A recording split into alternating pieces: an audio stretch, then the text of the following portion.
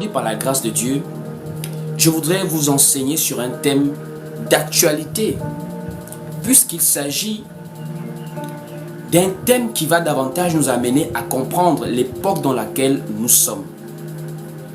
Et ce thème est ceux qui détruisent la terre. C'est le thème que nous partageons. Vous pouvez taper cela en commentaire. Ceux qui détruisent la terre. Alors certainement plusieurs personnes se posent la question, quel est le message caché derrière ce thème? Et où pouvons-nous voir ce passage dans les Écritures? Ceux qui détruisent la terre. C'est notre thème. Alors, bien-aimés frères et sœurs, ce thème, nous pouvons le voir dans le livre d'Apocalypse. Nous allons prendre le livre d'Apocalypse, chapitre 11 au verset 18. Apocalypse, chapitre 11 au verset 18. C'est le passage qui va nous révéler ce thème-là. Qu'il y a des gens qui détruisent la terre. Et nous allons faire la lecture. Apocalypse, chapitre 18, chapitre 11 au verset 18. Il est écrit ici: les nations se sont irritées et ta colère est venue.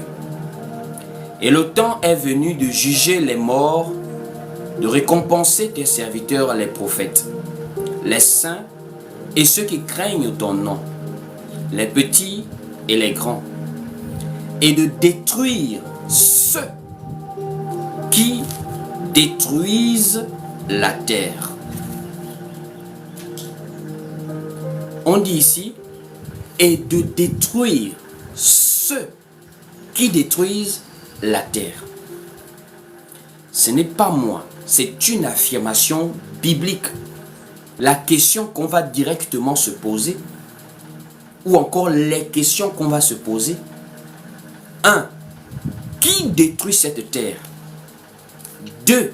Comment la détruit-on? Ce sont des questions légitimes qui peuvent monter dans le cœur de quelqu'un maintenant. On dit il y a des gens qui détruisent la terre. Qui sont ces personnes qui détruisent la terre? Et comment la détruisent-ils? On se pose des questions. Donc en un mot, nous sommes là chez nous, nous regardons la télévision, nous mangeons, nous sortons, nous nous baladons, alors que cette terre est détruite par des personnes. Et le livre d'Apocalypse nous révèle cela, qu'il y a des personnes qui détruisent la terre. Alors, bien-aimés frères et sœurs, la première des choses qu'il faut savoir, c'est que pour pouvoir détruire quelque chose, il faut avoir la même mise sur la chose là. On ne peut pas détruire ce qu'on ne gère pas, ce qu'on ne contrôle pas. On ne peut pas détruire ce sur quoi on n'a pas la même mise. Je prends un exemple. Quand quelqu'un construit sa maison, ou encore quand quelqu'un a une possession à lui, c'est la personne qui possède ou encore qui gère la chose, qui a la capacité de gérer, de contrôler cette chose-là. Il peut modifier, il peut transformer, il peut détruire la chose-là. Pour détruire quelque chose, pour contrôler quelque chose, il faut avoir la même mise sur la chose-là. Ça, c'est ma veste. Si je veux la déchirer aujourd'hui, si je veux la brûler aujourd'hui, je peux. Parce que cette veste est à moi. Elle est en ma possession. J'ai ce téléphone. Si je veux le briser, si je veux le casser aujourd'hui, je le casse parce qu'il est en ma possession. C'est mon téléphone. Donc la terre que nous voyons, frères, pour pouvoir comprendre qui détruit la terre, il faut déjà comprendre qui gère la terre. La terre actuelle, elle est entre les mains de qui? Parce que plusieurs personnes ne sont pas informées de beaucoup de choses. Cette terre sur laquelle nous sommes, elle est entre les mains de qui? Qui gère la terre actuelle? C'est quand nous allons comprendre qui gère la terre actuellement que nous comprendrons qui a la possibilité de la détruire. Parce que c'est celui ou encore ceux qui gèrent la terre, ceux qui gèrent le monde, qui ont également de l'influence pour détruire ou encore pour modifier ce monde à leur guise. Alors, bien-aimés frères et sœurs, à la base, nous savons tous que la terre a été créée. Qui a créé la terre? C'est Dieu qui a créé la terre. Dieu est le créateur de toutes choses sur la terre. Et on peut lire cela avec quelques passages. Allons déjà prendre le livre de Genèse, chapitre 1er. Genèse, chapitre 1er. Genèse, chapitre 1er, à partir du verset 1. Genèse, chapitre 1er, à partir du verset 1er. Pour voir qui a créé la terre. Genèse chapitre 1er au verset 1er, il est écrit ici: au commencement, Dieu créa les cieux et la terre. Au commencement, Dieu créa les cieux et la terre. Donc la terre dans laquelle nous sommes, la terre que nous connaissons, a un seul créateur, Dieu. C'est Dieu qui a créé les cieux et la terre. Et le livre de Jean, l'évangile selon Jean au chapitre 1er nous dit: tout ce qui a été fait par elle. Et rien de ce qui a été fait n'a été fait sans la parole. Allons-y lire l'évangile selon Jean au chapitre 1er. Jean au chapitre 1er. Voilà. On part dans Jean au chapitre 1er, du verset 1er au verset 3. Jean chapitre 1, du verset 1er au verset 3. On va avoir la précision que tout ce qui a été fait sur la terre là, a été fait par la parole. Donc rien n'existe sur terre sans Dieu. C'est Dieu qui a tout créé. Jean chapitre 1er, du verset 1 à 3. Il est écrit ici: au commencement était la parole. Et la parole était avec Dieu. Et la parole était Dieu. Elle était au commencement avec Dieu. Toutes choses ont été faites par elle. Et rien de ce qui a été fait n'a été fait sans elle. On dit toutes choses ont été faites par elle. Et rien, absolument rien. Je dis bien rien de ce qui a été fait n'a été fait sans elle. Donc, il n'y a que Dieu qui a l'attribut de créateur. Personne d'autre ne peut venir revendiquer quelque chose sur la terre avec Dieu. C'est Dieu qui a tout créé. Voici pourquoi il a même dit ça à Job. Dieu a dit à Job: de qui suis-je le débiteur sur la terre? Je le payerai. Quand il parle de débiteur, il va dire: il doit à qui? Dieu doit à qui sur la terre? Tout ce qui est sur la terre lui appartient. Il a dit ça à Job, que tout ce qui est sur cette terre-là m'appartient. Je ne dois rien à personne. On va aller lire ça, Job. On va aller prendre le livre de Job. Voilà. Job chapitre 41 au verset 2. Job chapitre 41 au verset 2. Il est écrit ici: de qui suis-je le débiteur? Je le payerai. Sous le ciel, tout m'appartient. Job 41 au verset 2.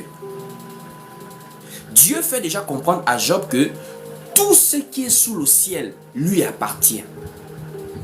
Ça veut dire que nous sommes tous d'accord dès le départ que la terre et tout ce qui s'y trouve ont été faits par Dieu, ont été créés par Dieu.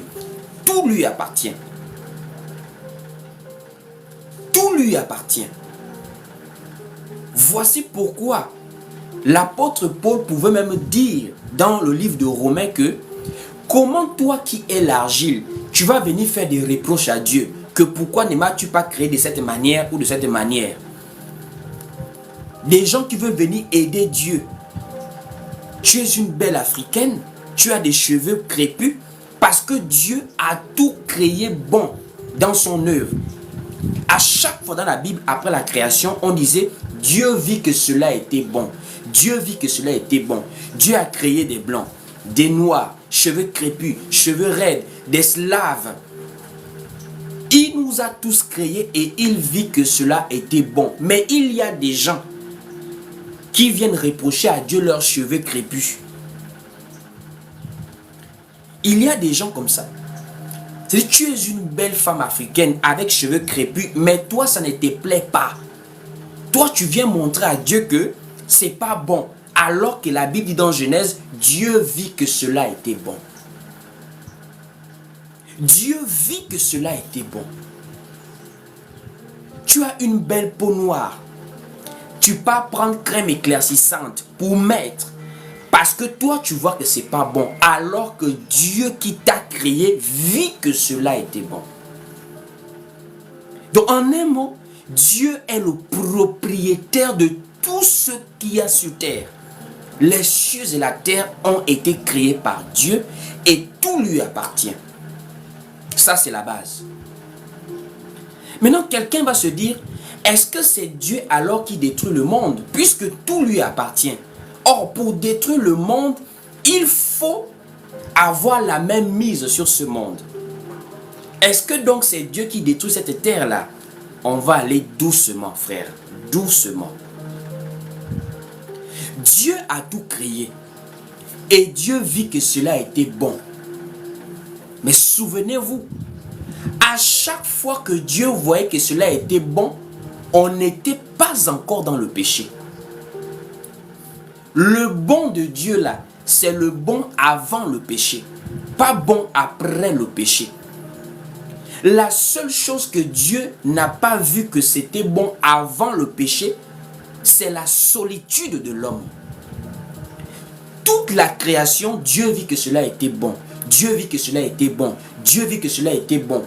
C'est quand il a vu que l'homme est seul. C'est cette déclaration que nous voyons dans Genèse où Dieu vit qu'il n'est pas bon. Donc même la présence de la femme à côté de l'homme, c'est Dieu qui a vu que ça c'est bon. Et les deux étaient en paix, sans le péché, dans le jardin d'Éden. Tout cela, c'était bon. Voici pourquoi on dit ainsi furent créés les cieux et la terre. Dans le livre de Genèse chapitre 2, au verset 1er, quand Dieu termine, on précise ainsi. Genèse chapitre 2, au verset 1. On dit ici, ainsi furent achevés les cieux et la terre et toute leur armée. Donc Dieu, quand Dieu vit que cela était bon, c'est par rapport au fait que c'était parfait, sans péché. Il n'y avait pas la mort, il n'y avait pas le péché, il n'y avait pas les conséquences du péché. C'est là où Dieu voyait que tout était bon. Il a amené la femme vers l'homme, il a tout scellé, tout était bon avant le péché. Le mariage était bon. L'alimentation de l'homme était bon. L'homme mangeait de tous les arbres du jardin. L'homme était un bon végétarien qui mangeait du bio, ce que la terre lui donnait. L'homme ne connaissait pas la maladie. L'homme ne connaissait pas la mort. L'homme ne connaissait pas la haine. L'homme ne connaissait pas la jalousie. L'homme ne connaissait pas tout ce mal que nous voyons aujourd'hui. Ça, c'était le bon de Dieu. Dieu vit que cela était bon. C'est quand Dieu gérait la terre. Voici pourquoi c'est Dieu qui enseignait. Le premier enseignant de la Bible, c'est Dieu lui-même, puisque c'est Dieu qui enseigne à Adam. Adam est le premier être humain formé de la poussière de la terre. Le premier être humain à marcher sur cette terre-là, c'est Adam. Or, Adam avait reçu un enseignement, des recommandations, des ordres venant de Dieu. Donc, c'est Dieu le premier enseignant. C'est Dieu qui gérait. Il a dit à Adam, tu pourras manger de tous les arbres. C'est Dieu qui enseigne à Adam la nourriture qui est bonne pour lui. Dieu dit à Adam, tu peux manger de tous les arbres. Mais, quant à cet arbre de la connaissance du bien et du mal, ne mange pas ça. Sinon tu mourras. C'est Dieu qui enseigne à son fils Adam. C'est Dieu qui gérait à l'époque. Mais quelque chose s'est passé. C'est ce qui s'est passé qui a maintenant renversé l'ordre établi par Dieu. Dans l'ordre établi par Dieu, c'est Dieu qui enseigne à Adam, Adam enseigne à Ève et les deux mettent en pratique pour rester dans la lumière de Dieu. Seulement quelque chose s'est passé. Il y a eu un drame dans Genèse. Dans le jardin d'Éden, ils étaient en paix, ils étaient bien, ils ne souffraient pas. Mais il y a eu un drame. C'est ce drame-là qui nous a conduits où nous sommes aujourd'hui. C'est ce problème qui s'est passé, ce gravissime problème qui a eu lieu dans Genèse, dans le jardin d'Éden, qui nous a amenés où nous sommes aujourd'hui. Dans Genèse, c'est Dieu qui enseigne à l'homme et l'homme enseigne à la femme et les deux mettent en pratique. Mais il y a eu un problème. Un ennemi vint s'aimer le trouble. Un ennemi est venu renverser l'ordre établi par Dieu. Le dragon ancien, le serpent ancien, celui qu'on appelle le diable et Satan dans Apocalypse, c'est ce serpent ancien qui est venu dans Genèse. Qu'est-ce qu'il a fait? Il a renversé l'ordre établi par Dieu. Dieu enseignait à l'homme, l'homme enseignait à la femme. Mais Satan, le serpent ancien, il vient enseigner à la femme et la femme enseigne à l'homme. Remarquez vous-même dans Genèse, quand Dieu a dit à l'homme, tu pourras manger de tous les arbres, la femme n'était pas encore formée, l'homme était seul. On est dans Genèse chapitre 2 au verset 16, l'homme est seul. Mais dans Genèse chapitre 3, la femme répond au serpent, nous pouvons manger de tous les arbres, mais quant à l'arbre de la connaissance du bien et du mal, Dieu a dit. Posons-nous une question, qui a dit ça à Ève, vu que Ève n'était pas présente quand Dieu donnait cet ordre à l'homme? Ça veut clairement dire, c'est l'homme qui a enseigné ça à la femme. L'ordre qu'il avait reçu de Dieu, il a transmis l'ordre à la femme. Mais quand Satan vient renverser cet ordre, Satan enseigne à la femme. Et la femme enseigne à l'homme. C'est ce qui a renversé tout et a causé le péché. Et c'est le péché maintenant qui a eu des conséquences sur la terre. La terre elle-même a été maudite. L'homme au début n'avait pas de difficultés pour manger. Mais après le péché, l'homme a commencé à transpirer pour manger. La femme a été punie. Le serpent a été maudit.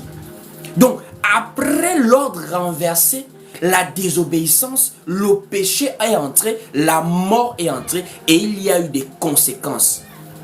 Et la conséquence première, c'est que de la même manière que Dieu gérait le monde, le jardin d'Éden au commencement, ce n'est plus la même gestion que nous voyons après le péché. La gestion de Genèse, chapitre 1er, chapitre 2, n'est pas la même gestion après le péché. Après le péché, la gestion du monde est passée sous l'influence du diable. Ce n'est pas moi qui le dis, c'est Satan lui-même qui le dit à Jésus. Et Jésus n'a pas contredit cela. Allons-y tous voir dans le livre de Luc chapitre 4 au verset 5. Allons-y lire cela. Luc chapitre 4 verset 5. Il est écrit ici, nous allons lire. Le diable, l'ayant élevé, lui montra en un instant tous les royaumes de la terre Est-ce qu'on a bien compris? On dit le diable, l'ayant élevé, lui montra en un instant tous les royaumes de la terre. On n'a pas dit une partie.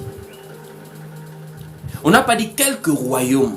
On dit tous les royaumes de la terre. Tous les royaumes de la terre. Satan montre ça à Jésus. Et écoutez la suite au verset 6.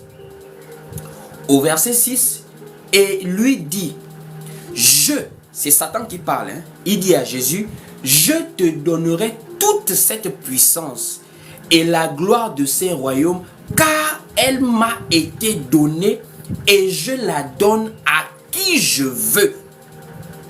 Si donc tu te prosternes devant moi, elle sera toute à toi. Écoutez bien le verbe que Satan utilise. Il dit car elle m'a été donnée. Satan ne dit pas qu'il est le propriétaire ou encore le créateur. Il ne dit pas ça. Satan dit il a reçu. On lui a donné la puissance et la gloire des royaumes du monde. Comment cela s'est passé? Qui lui a donné ça? Est-ce que c'est Dieu? Point d'interrogation. Réfléchissons un peu. Puisqu'on ne sait pas comment c'est Dieu qui a créé le ciel et la terre. Maintenant, un bon matin, Satan vient dire à Jésus, je te donne la gloire et la puissance de ces royaumes, je la donne à qui je veux. Qui a donné à Satan cette puissance et cette gloire sur les royaumes de la terre? Alors, très bien, nous allons maintenant répondre. C'est l'homme appelé Adam qui a donné cette puissance à Satan. Adam et Ève, en désobéissant, ont donné à Satan le pouvoir sur eux. Quand on dit le pouvoir sur la terre, c'est aussi le pouvoir sur l'homme. C'est là où Satan a commencé à avoir la capacité de nous atteindre. Par la désobéissance d'Adam et Ève au jardin d'Éden. Et la Bible précise que c'est Adam en tant qu'homme qui a perdu son bien. Voici pourquoi dans la loi du rachat, le livre de Lévitique chapitre 25 au verset 25 nous dit si quelqu'un a perdu un bien, le quelqu'un là c'est l'homme et l'homme là c'est Adam. Il faut un parent proche d'Adam pour venir récupérer ce que son frère a perdu. Voici pourquoi l'apôtre Paul a identifié Jésus-Christ comme étant le deuxième Adam. Parce que le premier Adam a perdu son bien. Comment? Il a donné ça à Satan par la désobéissance. Allons-y, Lévitique chapitre 25 au verset 25. On va lire cela. Lévitique chapitre 25 au verset 25. Il est écrit ici dans Lévitique 25 au verset 25. Si ton frère devient pauvre et vend une portion de sa propriété, celui qui a le droit des rachats, son plus proche parent, viendra et rachètera ce qu'a vendu son frère. Il aura le droit de racheter. Ça ne vous dit rien, le mot racheter.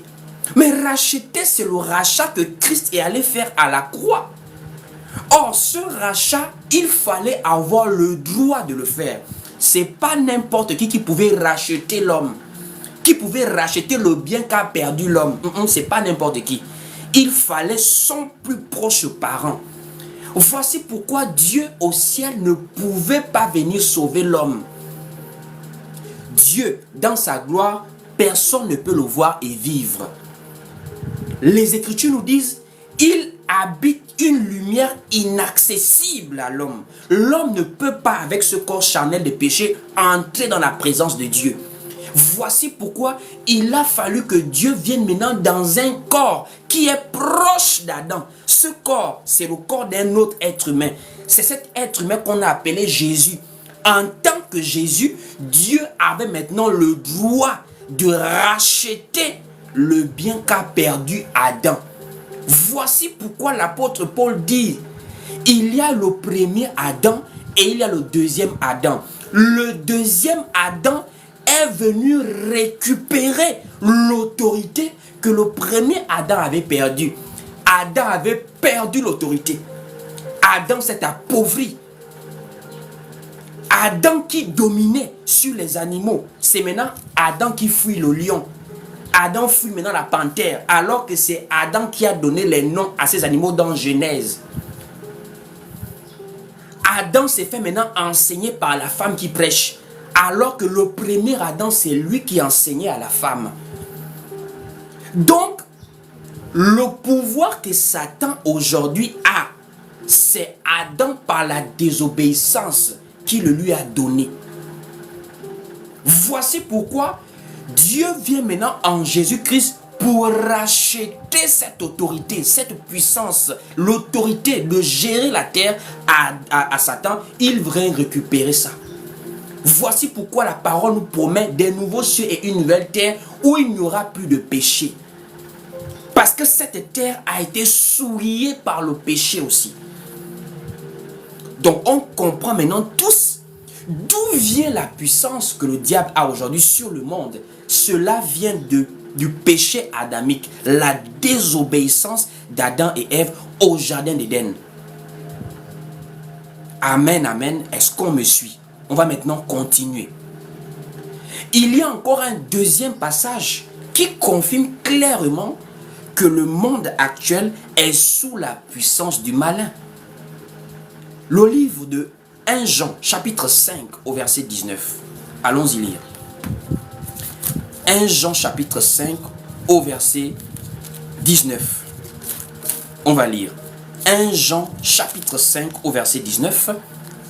Il est écrit ici, « Nous savons que nous sommes de Dieu et que le monde entier est sous la puissance du malin. » Le monde entier, frère, pas le monde à moitié, le monde entier est sous la puissance du malin. Ça veut dire, il n'y a pas un endroit sur terre, un pays sur terre qui ne rentre pas dans ce moule-là. Que vous le vouliez ou pas, les politiciens de ce monde, les grands de ce monde-là, ils sont gérés par la puissance de l'ennemi, la puissance du malin. Parce qu'il a reçu cette puissance de gérer la terre à cause du péché. Frères et sœurs, ainsi nous comprenons maintenant qui gère le monde. Quelle est la puissance qui domine le monde? Si on a maintenant compris ça, on va maintenant mieux comprendre qui détruit la terre. Puisque pour détruire la terre, il faut avoir la même mise sur la terre là. Or, on a maintenant bien compris que Satan a la même mise sur la terre. Alors, frères et sœurs, comment Satan détruit-il la terre? Comment Satan détruit-il la terre? Puisqu'on a maintenant compris que c'est Satan qui gère la terre. Comment est-ce qu'il détruit la terre? Frères et sœurs, il n'y a pas un endroit sur terre où tu vas voir Satan en train de se balader pour détruire la terre. Non, non, non. La destruction de la terre passe par un système qui a été mis en place par Satan lui-même. Un système politique, économique, religieux, culturel même. Puisque dans l'Apocalypse, on ne dit pas c'est lui qui détruit la terre. On dit ce. Attention à la précision. On dit ce. On ne dit pas c'est lui. Comme si c'était Satan au singulier. On dit ce. Donc, les gens qui détruisent la terre sont plusieurs. Et ces plusieurs-là, on va maintenant les identifier dans le livre de Apocalypse chapitre 17. Allons-y tous prendre le livre de Apocalypse chapitre 17. Apocalypse chapitre 17, à partir du verset 1er, en descendant, nous allons lire. Apocalypse chapitre 17, du verset 1er au verset 4 même. Apocalypse chapitre 17, à partir du verset 1er, on va descendre, il est écrit ici. Puis je vis un des 7 anges qui tenait les 7 coupes vin. Et il m'adressa la parole en disant, viens, je te montrerai le jugement de la grande prostituée qui est assise sur les grandes eaux. Le jugement de la grande prostituée qui est assise sur les grandes eaux. On dit aussi au verset 2, c'est avec elle que les rois de la terre, c'est avec la prostituée qui est assise sur les grandes eaux que les rois de la terre se sont livrés à l'impudicité. Et c'est du vin de son impudicité que les habitants de la terre se sont enivrés. On peut même s'arrêter au verset 2 ici. On dit, il y a une prostituée qui est assise sur des grandes eaux. Or, cette prostituée symbolise quelque chose. C'est la mère des impudiques. Cette prostituée, ce n'est pas une femme physiquement. Elle représente quelque chose, un système qui gère le monde, mais qui est en connivence avec les rois de la terre. Quand on dit les rois de la terre, c'est le système politique. Or, quand on dit système politique, voici pourquoi on parle des rois. Les rois représentent les dirigeants de ce monde, les présidents de la République, les rois, les chanceliers, toutes ces personnes qui dirigent le monde avec la main de la politique. Puisque pour diriger le monde, il faut pouvoir avoir l'autorité. Or, qui a l'autorité sur ce monde-là? Ce sont d'abord les gouvernants, les rois, les présidents, les gérants de ce monde, les grands. Ça, c'est l'aspect politique. Donc, quand on dit Satan, c'est pas Satan qui c'est un être humain qui se balade. C'est un système qui est mis en place par une impudicité spirituelle, une immoralité spirituelle, une contradiction et une rébellion à la parole de Dieu, mais qui passe par le système politique, économique et religieux. La religion mondiale est aussi dedans. On va descendre. On a déjà vu le système politique, on dit les rois de la terre.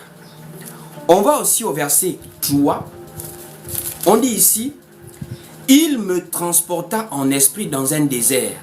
Et j'ai vu une femme assise sur une bête écarlate, pleine de noms de blasphème, ayant 7 têtes et 10 cornes. Cette femme était vêtue de pourpre et d'écarlate, et parée d'or.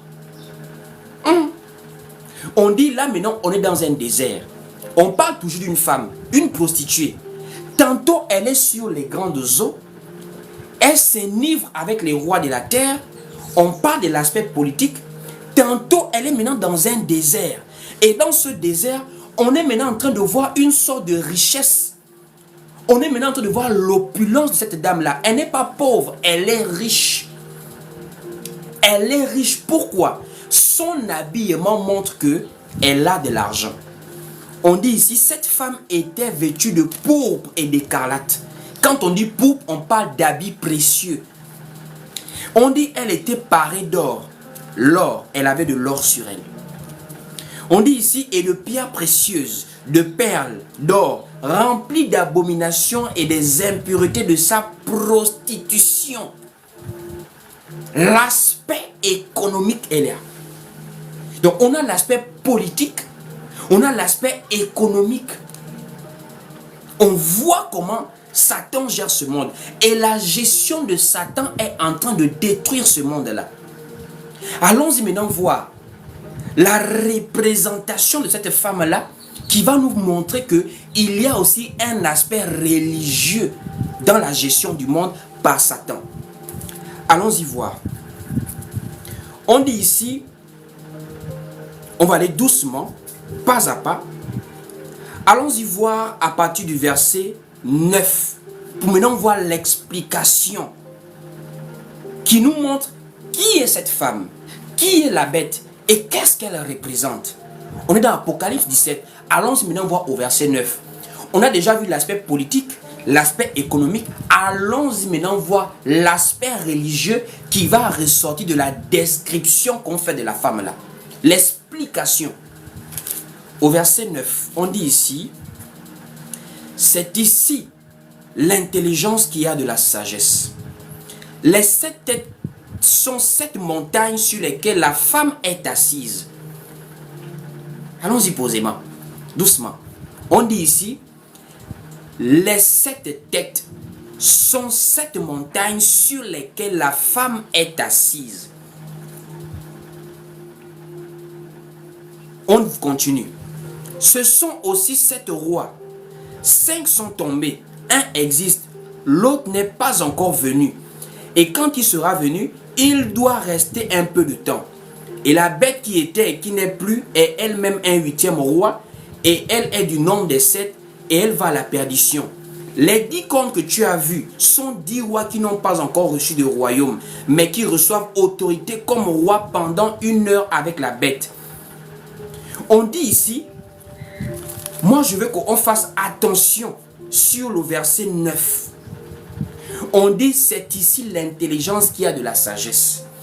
Les 7 têtes sont 7 montagnes sur lesquelles la femme est assise. 7 montagnes. Or, quand on parle de la femme, dans les Écritures, on parle beaucoup plus de l'Église. Puisque dans la Bible, Dieu traite avec 2 femmes. Il s'agit de Israël, la première, et il s'agit de l'Église, la seconde. La femme qu'il a prise dans les nations. Mais ici, on nous parle d'une femme qui est sur 7 montagnes. Cette montagne représente une ville, puisqu'il y a une ville en Europe qui a 7 collines. Cette ville-là, c'est Rome. Or, quand on parle d'église, on parle d'une femme. Donc ça veut dire, la femme là en question, c'est pas l'église, mais elle se fait passer pour l'église. Et elle est assise sur une ville qui a 7 montagnes. Et cette ville-là a la royauté sur les habitants de ce monde-là. On a déjà compris de qui nous parlons. On parle de l'aspect religieux. C'est une institution qui a été créée par des hommes, mais qui prend la place maintenant de la vraie église sur la terre. Qui est à Rome là-bas. Puisque Rome est l'une des villes, sinon est la ville qui a 7 montagnes et qui a la royauté, qui a l'autorité sur les habitants de la terre. L'aspect religieux est à l'intérieur. Et on peut même prendre un 4e aspect, l'aspect maintenant culturel, l'éducation des masses. Satan gère le monde et la gestion de Satan détruit la terre. L'aspect prophétique, l'aspect politique, l'aspect économique, l'aspect même religieux et l'aspect culturel, l'éducation de masse. Allons-y maintenant voir l'éducation de masse. On part maintenant au verset 15. Apocalypse 17 au verset 15. Dans Apocalypse 17 au verset 15, on nous fait maintenant comprendre que la femme qui est assise sur une bête, et ils sont sur des eaux là. Les eaux là maintenant, c'est ça qui est maintenant quand même dangereux. Là, on rentre maintenant dans un autre aspect, en dehors de la politique, en dehors de l'économie, en dehors de la religion, même les païens sont concernés. Ça veut dire les masses sont gérées par cette femme-là et la bête sur laquelle elle est. On dit ici dans Apocalypse chapitre 17 au verset 15, et il me dit, les eaux que tu as vues, sur lesquelles la prostituée est assise, ce sont les peuples, les foules, les nations et les langues. Peuple, foule, nation, langue, personne n'est épargné. Et on dit carrément, c'est comme des eaux. sur laquelle la prostituée est assise. Donc le système éducationnel, la culture de ce monde-là, c'est Satan lui-même qui gère ça. Par cette femme qui est assise sur les eaux. Voici pourquoi aujourd'hui, remarquez l'éducation des gens. Remarquez les mentalités. Remarquez les valeurs que les gens défendent déjà. On va aller pas à pas. Doucement, doucement.